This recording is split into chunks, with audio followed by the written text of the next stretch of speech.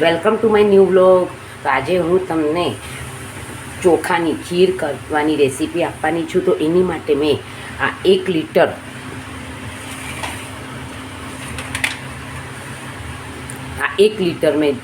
Litre મેં દૂધ લીધું છે. એને મેં અડધો લીટર થાય ત્યાં સુધી ઉકાળી લીધું છે.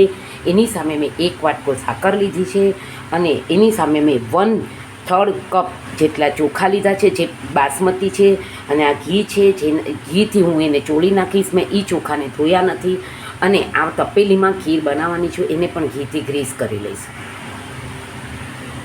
તો સૌ પ્રથમ આટલા મેં અડધો લીટર દૂધની સામે મેં આટલી નાની વાટકી જ 1/3 કપ જેટલા ચોખા લીધા છે. આ બાસમતી ચોખા છે, જેને હું આ ઘીથી ગ્રીસ કરી લઈશ.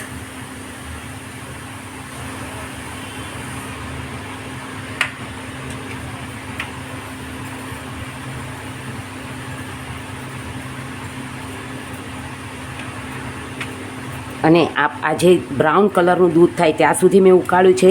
હવે હું આ દૂધને આ તપેલીમાં નાખી એને તપેલીને પણ ઘીથી ગ્રીસ કરી લઈશ, જેથી કરીને આપણે દૂધ આજુબાજુ ન ચોટે.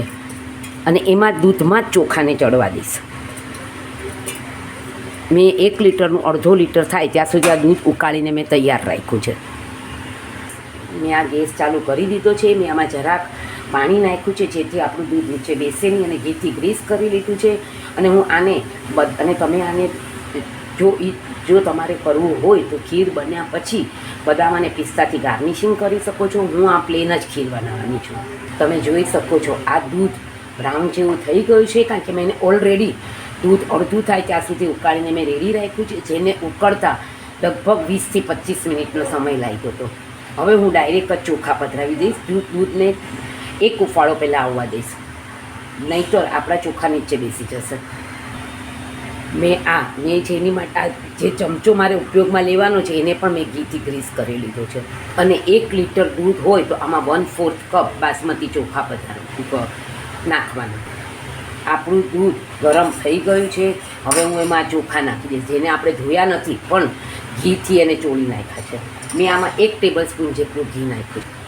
ને હવે હું આ ચોખાને ધીમા તાપે દૂધમાં જ ચડવા દઈશ. અને ચડી જશે પછી હું એમાં એની સામે 1/3 કપ બાસમતી ચોખા, 1 લીટર દૂધ અને એની સામે હું 1 કપ સાકર નાખીશ. તમે જોઈ શકો છો કે આપણા આ ચોખા ચડવાની શરૂઆત થઈ ગઈ છે. અને હું સતત એને હલાવતી રહું છું. થોડીક વાર માટે હલાવીશ અને પછી ધીમા તાપ કરી અને એને ચડવા દઈશ.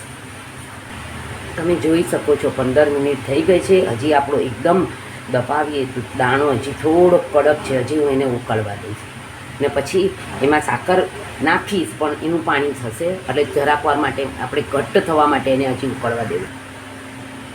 તમે જોઈ શકો છો આપણે આ દબાવીએ છીએ તો એકદમ ચોખાનો દાણો ચડી ગયો છે. તમે આને જો આપણે જોઈએ છીએ તો એકદમ સરસ ચોખાનો દાણો ચડી ગયો છે. હવે હું આમાં સાકર 1 કપ નાખી દઈશ. તમે જોઈ શકો છો આપણી ખીર એકદમ જાડી પણ થઈ ગઈ છે અને ચોખાનો દાણો પણ એકદમ સરસ ચડી ગયો છે. કલર પણ સરસ થઈ ગયો છે. હવે હું આમાં 1 કપ સાકર નાખી દઉં.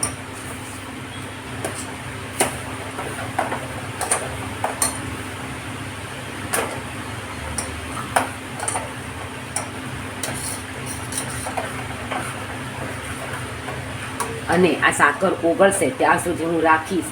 અને પછી થોડુંક હજી જાડી થશે પછી હું એને બંધ કરી દઈશ, કારણ કે ઠરશે પછી ઓર જાડી થઈ જશે. એ જો તમારે થોડીક પતલી જોતી હોય તેમાં દૂધનું પ્રમાણ વધારે લેવાનું.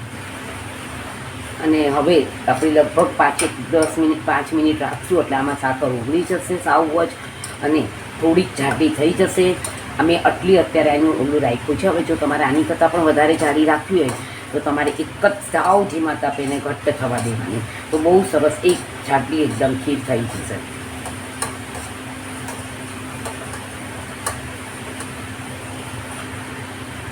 તમે જોઈ શકો છો આપણી આ ખીર તૈયાર થઈ ગઈ છે. કલર પણ સરસ થઈ ગયો છે, સાકર પણ ઉકળી ગઈ છે અને ચોખા પણ ચડી ગયા છે. હવે હું આને 1 કપમાં કાઢી લઈશ અને હજી ઠરશે એટલે જાડી થઈ જશે. તો આપણી આ ખીર તૈયાર થઈ ગઈ છે. અને તમે જોઈ શકો છો હજી ગરમ છે. મેં કપમાં કાઢી લીધી છે અને હજી પણ જાડી થઈ જશે. Thank you for watching my video. Like, share and subscribe. C you tomorrow.